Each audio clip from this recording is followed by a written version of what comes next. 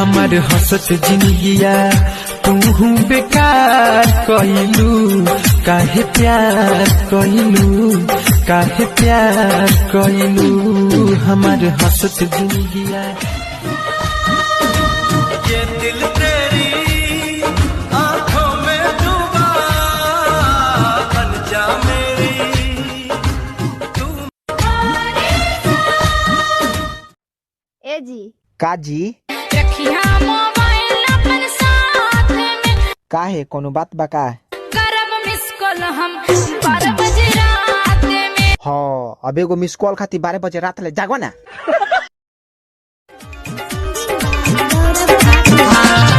गोदिया में अपन सुतै के छौड़ी भूल गेले बचपन के प्यारी, भूल गेले बचपन के प्यारी।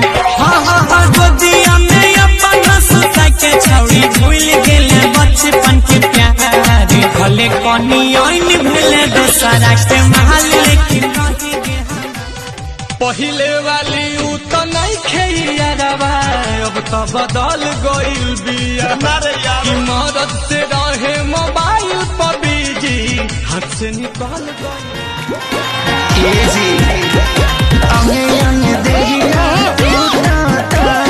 मकई के लावा कैसे फूटता, दिया के या जोड़ा।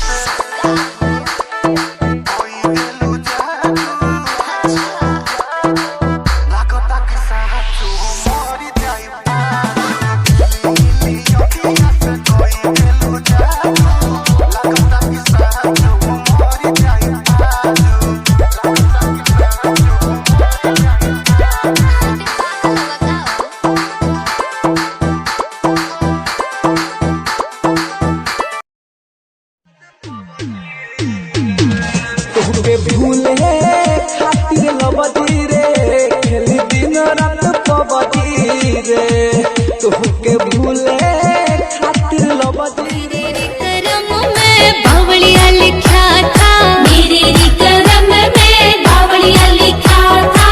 हमारे बरामा में छुछु नारी लिखाइले, चुप रहा, अपने बड़ा छुछु जवानिया बच्चों कर कट जाता दिन रात।